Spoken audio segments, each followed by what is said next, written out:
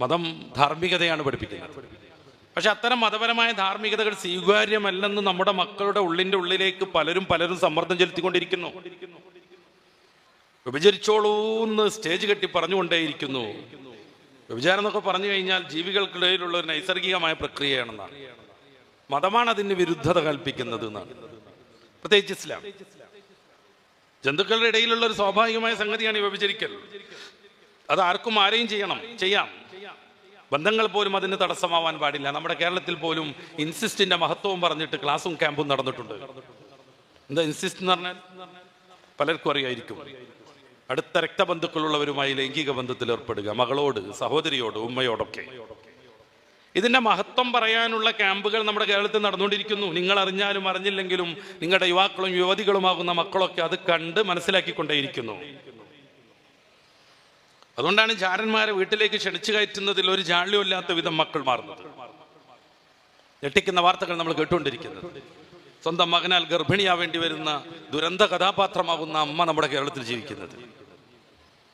സ്വന്തം മാതാവിനെയും കൊച്ചനുജനെയുമൊക്കെ 20-ലേറെ പ്രാവശ്യം ഹാമർ കൊണ്ട് ആഞ്ഞടിച്ച് തല തകർക്കുന്നവർ രൂപപ്പെട്ടു വരുന്നു. ആ തിരുവനന്തപുരത്തെ ചെറിയ 13 വയസ്സുള്ള കുഞ്ഞിന്റെ ബോഡി ആശുപത്രിയിലേക്ക് മാറ്റാൻ വേണ്ടി അത് പൊക്കിയെടുത്ത ആ സാമൂഹിക പ്രവർത്തകൻ കരഞ്ഞുകൊണ്ടൊരു കാര്യം പറയുന്നുണ്ടായിരുന്നു. ആ കുട്ടിയുടെ ബോഡി ആശുപത്രിയിലേക്ക് മാറ്റാൻ വേണ്ടി ഞാനിങ്ങനെ താങ്ങിയെടുത്തു, എൻ്റെ കൈ തലയുടെ ഉള്ളിലേക്ക് അങ്ങോട്ട് പോയി എന്നാണ്. 13 വയസ്സുള്ള ഇളം തലയിൽ 20-ലേറെ പ്രാവശ്യം വലിയ ഹാമർ കൊണ്ട് ആഞ്ഞടിച്ചാൽ തലയുടെ ഓട്ടി തകർന്ന് തരിപ്പണായിട്ടുണ്ടാകും. തൊടുന്നവരുടെ കൈ അതിൻ്റെ ഉള്ളിലേക്ക് കയറിപ്പോകും. ഈ ഒരു അവസ്ഥയിലേക്ക് കേരളം മാറുന്നത് മതം പാടില്ലെന്നും മതം ധാർമ്മികതയല്ലെന്നും മതം മനുഷ്യനെ അടിമയാക്കുന്നുവെന്നും നമ്മുടെ സ്വാതന്ത്ര്യങ്ങളും നൈസർഗികമായ ലൈംഗികത പോലെയുള്ള എല്ലാ സംവിധാനങ്ങളെയും അടിച്ചൊതുക്കുന്നുവെന്നും നിരന്തരമായി നമ്മുടെ മക്കളുടെ ഉള്ളിലേക്ക് കുത്തിക്കയറ്റുന്ന വ്യാപകമായ സംവിധാനങ്ങൾ ഉള്ളതുകൊണ്ടാണ്. നിങ്ങളൊക്കെ മനസ്സിലാക്കിയതുപോലെ ഏതാനും കാലമായി നമ്മുടെ കേരളത്തിൽ നവനാസ്തികത എന്ന് പറയുന്ന പുതിയ യുക്തിവാദം അങ്ങനെ മുളച്ചു വരികയാണ്. ശരിക്കും പറഞ്ഞാൽ 2009 അവരുടെ നേതാക്കളിൽപ്പെട്ട ഒരു ചങ്ങാതി ഒരു പുസ്തകം ട്രാൻസ്ലേറ്റ് ചെയ്ത് ഇറക്കുന്നു. പിന്നീട് 2010 മുതൽ അതിൻ്റെ പ്രചാരണത്തിന് അയാൾ സയൻസ് ക്യാമ്പുകൾ നടത്തുന്നു. അതിനെ തുടർന്ന് നവനാസ്തികത എന്ന് പറയുന്ന ഈ ധാർമ്മികതയെ ഒട്ടും സമ്മതിക്കാത്ത ആ ഒരു ആദർശ പ്രസ്ഥാനം കേരളത്തിൽ രൂപപ്പെട്ടു വരുന്നു. പല മതങ്ങളിലും പെട്ട പല ചെറുപ്പക്കാരികളും അവരുടെ ആദർശത്തിൽ കുടുങ്ങിപ്പോകുന്നു. പിന്നീട് പറയാനുള്ളത് മൊത്തം ധർമ്മത്തെ നിർവചിക്കുന്ന എല്ലാ ശീലുകളെയും ഇല്ലാതാക്കുക എന്നുള്ളതാണ്. ചില സാമ്പിളുകളാണ് ഞാൻ പറഞ്ഞത്. അവരുടെ പുസ്തകങ്ങൾ എൻ്റെ മുമ്പിലുണ്ട്. അവരുടെ പുസ്തകങ്ങളിലെ വ്യത്യസ്തങ്ങളായ ഉദാഹരണങ്ങളും ഉദ്ധരണികളും എൻ്റെ മുമ്പിലുണ്ട്. ആകെ മൊത്തം എന്താ പറയുന്നത്?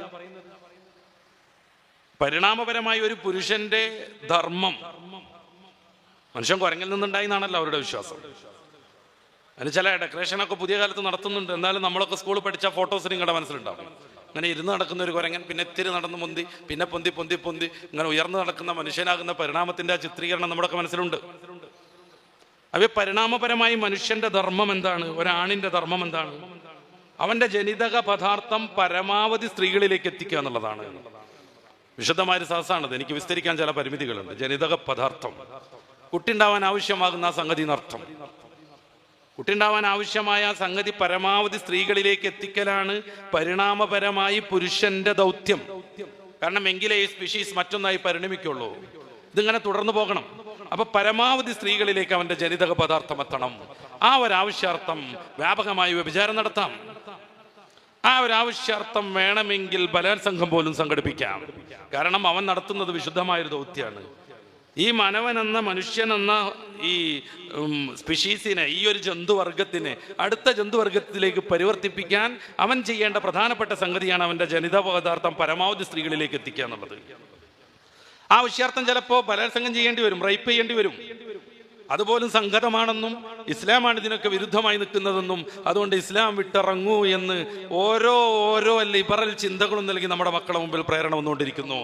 അതുകൊണ്ടാണ് മതത്തെ ചില ചെറുപ്പക്കാരൊക്കെ ഗൗനിക്കാതിരിക്കുന്നത്.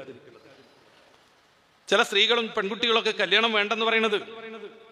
കല്യാണം വേണ്ട, പിന്നെയോ അവർക്ക് ജീവിക്കാൻ പണം വേണം, അതിന് ജോലി വേണം, ജോലിക്ക് പറ്റുന്ന വിദ്യാഭ്യാസവും വേണം.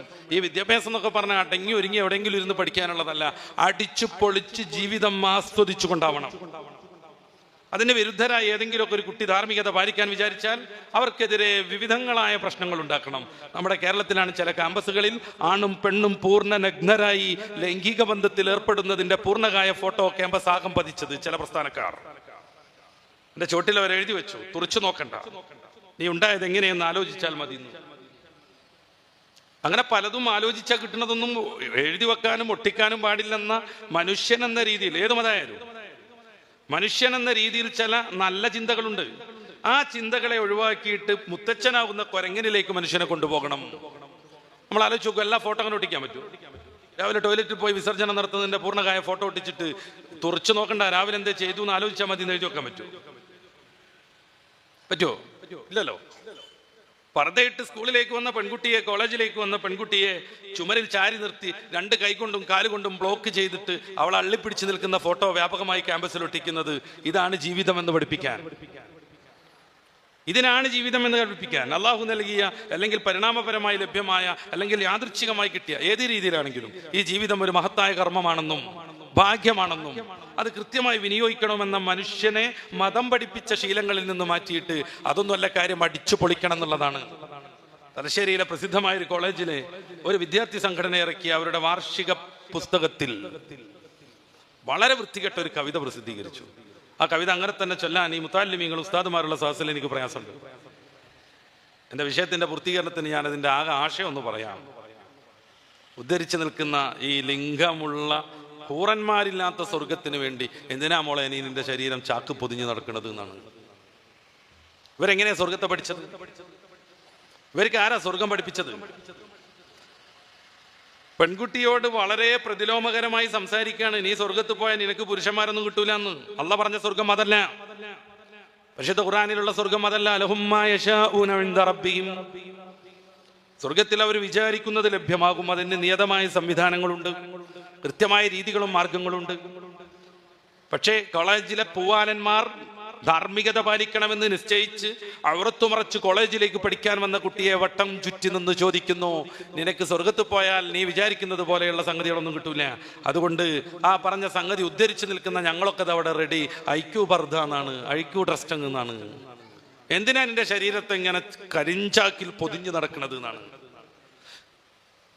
ഇതിന്റെ ഭാഗമാണ് മദ്യം, ഇതിന്റെ ഭാഗമാണ് മയക്കുമരുന്ന്. കേരളത്തിലെ യുക്തിവാദികളിൽ പ്രധാനിയായ ഒരു വൃദ്ധൻ, അദ്ദേഹത്തിന്റെ ക്ലിപ്പുകൾ നിരന്തരമായി നിങ്ങൾ കാണുന്നുണ്ടാകും, പേര് ഞാൻ പറയുന്നില്ല. അദ്ദേഹത്തിന് അതൊരു വിഷയമുള്ളതുണ്ടോ? അയാൾ എയർ കയറ്റും എഴുതിയിട്ടൊന്നുമല്ല. എൻ്റെ പേര് കേട്ടെങ്കിലും ഒരുത്തൻ അയാളെ സെർച്ച് ചെയ്യരുതെന്ന ഇഷ്ടം എനിക്കുള്ളത് കൊണ്ട്. അയാൾ പറഞ്ഞത് കഞ്ചാവ് വിവാദമായി ആകെ കേരളത്തിൽ ഗവൺമെന്റും സംവിധാനങ്ങളും കഞ്ചാവ് വേട്ട തുടങ്ങിയപ്പോൾ അയാൾ പറഞ്ഞത് എന്താണ്? കഞ്ചാവ് നിരോധിക്കലും പിടിക്കലും അല്ല വേണ്ടത്, പിന്നെ അത് കൃത്യമായ രീതിയിൽ ആരോഗ്യപരമായി ഉപയോഗിക്കാനുള്ള പരിശീലനം നൽകുകയാണ് വേണ്ടത്. കഞ്ചാവ് പിടിക്കരുത്, കഞ്ചാവുകാരെ അറസ്റ്റ് ചെയ്യരുത്, പിന്നെ അവർക്ക് എങ്ങനെയാണ് അത് കൃത്യമായി ഉപയോഗിക്കേണ്ടതെന്ന് പഠിപ്പിച്ചു കൊടുക്കണം. നമ്മുടെ സ്കൂളിലൊക്കെ കഞ്ചാവ് ഉപയോഗത്തെക്കുറിച്ച് ക്ലാസ് വേണം, പാഠപുസ്തകത്തിൽ തന്നെ വേണമെങ്കിൽ അത് ഉൾക്കൊള്ളിക്കണം. എന്നിട്ട് സ്കൂൾ കഴിഞ്ഞിറങ്ങുമ്പോഴേക്കും എല്ലാ മക്കളും കഞ്ചാവുകാരാകണം. മാതാവിനെയും പിതാവിനെയും അവർക്ക് തിരിച്ചറിയാൻ കഴിയാതെ വരണം. അന്യസ്ത്രീയും സഹോദരിയെയും വ്യത്യാസമില്ലാതെ അവർക്ക് കാണാൻ കഴിയണം. കൂത്താടണം. കേരളം ഇങ്ങനെ തലതിരിഞ്ഞ ഭ്രാന്തന്മാരുടെ നാടായി മാറണം. നമ്മൾ ആലോചിച്ച് നോക്കൂ, ഒരു അന്ധവും ബോധമൊക്കെയുള്ള ഒരു മനുഷ്യൻ പറയുന്നത് കഞ്ചാവ് നിരോധിക്കരുത്, കഞ്ചാവ് കൊണ്ടെടുക്കുന്നവരെ അറസ്റ്റ് ചെയ്യരുത്, പിടിക്കരുത്. പിന്നെ അവർക്ക് സംവിധാനം ഒരുക്കി കൊടുക്കണം, എങ്ങനെ ഇത് ചെയ്യേണ്ടത്, എങ്ങനെയാണ് ഇത് ഉപയോഗിക്കേണ്ടത് എന്നൊക്കെ നമ്മൾ പഠിപ്പിച്ചു കൊടുക്കണം. എന്നിട്ട് ഉപയോഗിക്കാൻ ഇജാസത്തും കൊടുത്തു വിടണം എന്നാണ്. ഇതാണ് മതവിരുദ്ധത. അറിയാതെ കുടുങ്ങിപ്പോവാൻ നമ്മുടെ മക്കളൊക്കെ അതിൽ. ഞാൻ നന്മ കൽപ്പിക്കുന്നതിനെ കുറിച്ചാണ് പറഞ്ഞുകൊണ്ടിരിക്കുന്നത്. മാതാപിതാക്കൾക്ക് വലിയ റോളുണ്ട്. ഇന്നലെ സുഹൃത്ത് അനസമാനി നമ്മുടെ മക്കളെ എങ്ങനെയാണ് ശിക്ഷണം ചെയ്യേണ്ടത് എന്നതിനെ കുറിച്ചായിരുന്നു ക്ലാസ് എടുത്തത്. ഞാൻ അന്വേഷിച്ചിട്ടുണ്ട്. അതുകൊണ്ട് ഒരു പാരന്റിങ്ങിലേക്ക് ഞാൻ പോവുകയല്ല, അതിനെക്കുറിച്ചുള്ള ക്ലാസ്സിലേക്കും ഞാൻ പോവുകയല്ല. നേരെ മറിച്ച് നമ്മുടെയൊക്കെ മക്കൾ ഇസ്ലാമിൽ ജനിക്കാൻ ഭാഗ്യം കിട്ടിയവരാണ്. നിരന്തരമായി നമ്മുടെ മക്കളോട് നമ്മൾ പറയേണ്ടത് ഇസ്ലാമിനെ കുറിച്ചാണ്. ഈ ഭാഗ്യം മരിക്കുവോളം നിലനിർത്തണമെന്നാണ്.